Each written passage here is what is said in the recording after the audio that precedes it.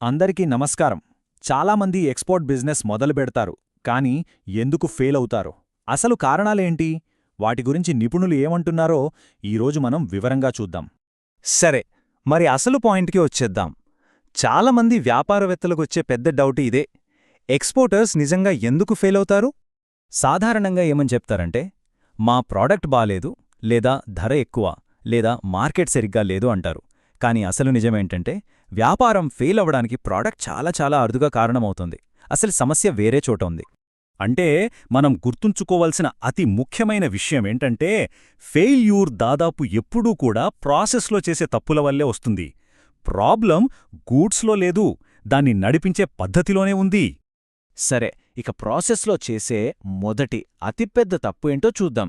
ఇది చాలా ముఖ్యమైనది, ఎందుకంటే ఇది డబ్బుకు సంబంధించినది. అంటే మనకు రావాల్సిన డబ్బులు సరిగ్గా రాబట్టుకోవడం గురించి. ఇక్కడ చేసే అత్యంత ప్రమాదకరమైన తప్పు ఏంటో తెలుసా? పేమెంట్ ఎలా వస్తుంది, ఎప్పుడొస్తుంది అనే దానిపై ఒక క్లియర్ ప్లాన్ లేకపోవడం. మనం షిప్మెంట్ పర్ఫెక్ట్గా చేసినా పేమెంట్ మెథడ్ సరిగ్గా లేకపోతే డబ్బులు లేట్ అవ్వచ్చు, లేదా అసలు రాకపోవచ్చు కూడా. చాలామంది ఎక్స్పోర్టర్స్ ఏమనుకుంటారంటే, అదంతా కస్టమర్ చూసుకుంటాడులే అని వదిలేస్తారు. కానీ అదే పెద్ద రిస్క్. సరే, ఇప్పుడు మనం ఎక్స్పోర్ట్ ప్రాసెస్లో చాలామందికి కొంచెం వింతగా అనిపించే కానీ అత్యంత కీలకమైన ఒక విషయం గురించి మాట్లాడుకుందాం. అంతర్జాతీయ వాణిజ్యం గురించి ఒక్క విషయం గుర్తుపెట్టుకోవాలంటే అది ఖచ్చితంగా ఇదే. అదేంటంటే, ఎక్స్పోర్టింగ్లో వస్తువుల కంటే డాక్యుమెంట్సే ఎక్కువ ముఖ్యం. వినడానికి వింతగా ఉన్నా ఇదే నిజం. ఎందుకంటే ఆ డాక్యుమెంట్ సరిగ్గా ఉంటేనే మన డబ్బులు మన చేతికొస్తాయి. అంత చట్టపరంగా సవ్యంగా జరుగుతుంది. చూడండి, డాక్యుమెంట్స్లో ఒక్క చిన్న తప్పు జరిగితే దాని ఎఫెక్ట్ ఎంత దారుణంగా ఉంటుందో. ఉదాహరణకి, ధర తప్పుగా వేయడము, డేట్ సరిపోలేకపోవడం, లేదా డిస్క్రిప్షన్ క్లియర్గా లేకపోవడం.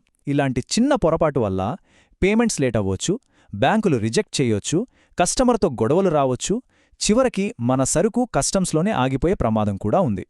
ఇక చాలామంది చేసే మరో పెద్ద పొరపాటు తప్పుడు నమ్మకం. ఏదైనా సమస్య వచ్చినప్పుడు ఫైనల్గా రెస్పాన్సిబిలిటీ ఎవరిది అనే విషయంలో చాలామందికి ఒక క్లారిటీ ఉండదు. చూడండి, చాలామంది ఎక్స్పోర్టర్స్ ఏం చేస్తారంటే, లాజిస్టిక్స్, క్లియరింగ్ లాంటి పనులన్నీ ఒక ఏజెంట్కి అప్పగించేసి రిలాక్స్ అయిపోతారు. ఏజెంట్ ఒక మధ్యవర్తి మాత్రమే. కానీ చట్టం ప్రకారం షిప్మెంట్కు సంబంధించిన పూర్తి లీగల్ రెస్పాన్సిబిలిటీ ఎక్స్పోర్టర్ మీదే ఉంటుంది. ఏ చిన్న తప్పు జరిగినా దాని పరిణామాలు అనుభవించాల్సిందే కూడా ఎక్స్పోర్టర్ మాత్రమే. అన్ని డాక్యుమెంట్స్కి జవాబుదారీతనం వాళ్లదే. సరే, ముందు ఫస్ట్ షిప్మెంట్ పంపించేద్దాం, రూల్స్ అవి తర్వాత చూసుకోవచ్చులే అనుకోవటం చాలా ప్రమాదకరమైన ఆలోచన. కస్టమ్స్, బ్యాంకింగ్, ఫారెన్ ఎక్స్చేంజ్ ఇలాంటి నిబంధనలన్నిటినీ మొదట్రోజునుంచే ఖచ్చితంగా ఫాలో అవ్వాలి. వాయిదా వేయటానికి అస్సలు ఛాన్స్ లేదు. సరే, ఇప్పటివరకు ప్రాసెస్ గురించి మాట్లాడాం. ఇప్పుడు పార్ట్నర్స్ని ఎంచుకోవడం గురించి చూద్దాం. ఎక్స్పోర్ట్ బిజినెస్ సక్సెస్ అవ్వాలంటే 2 విషయాలు చాలా ముఖ్యం. 1 మన కస్టమర్, 2 మన ఓపిక, అంటే సమయానికి ఇచ్చే విలువ అన్నమాట. సో ఒక స్ట్రాంగ్ ఫౌండేషన్ వెయ్యాలంటే 2 స్టెప్స్. ఫస్ట్, మన కస్టమర్ను చాలా జాగ్రత్తగా, కఠినంగా పరిశీలించాలి. సెకండ్, ఇది లాంగ్ టర్మ్ గేమ్ అని గుర్తుపెట్టుకోవాలి. దానికి కమిటెడ్గా ఉండాలి.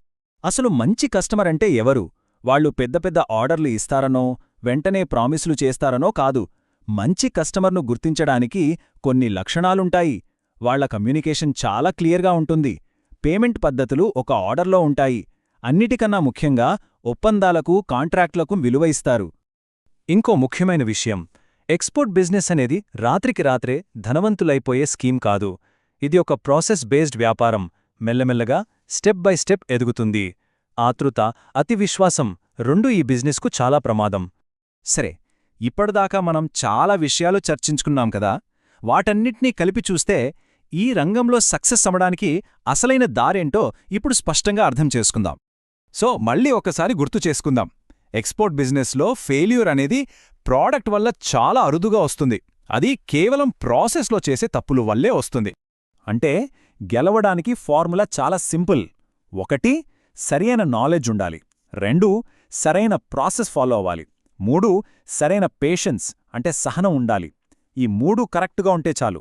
ఎక్స్పోర్ట్ బిజినెస్ అనేది రిస్కీ వెంచర్లా కాకుండా కాన్ఫిడెంట్గా ముందుకు తీసుకెళ్లగలిగే ఒక మంచి వ్యాపారంగా మారుతుంది. మరీ ముగించే ముందు ఒక్క ప్రశ్న. గ్లోబల్ ట్రేడ్ అనే ఈ పెద్ద ప్రపంచంలో మీ ప్రాడక్ట్ ఎంత గొప్పదైనా సరే దానికి సపోర్ట్గా ఉండే మీ ప్రాసెస్ అంతకంటే బలంగా ఉందా? ఆలోచించండి.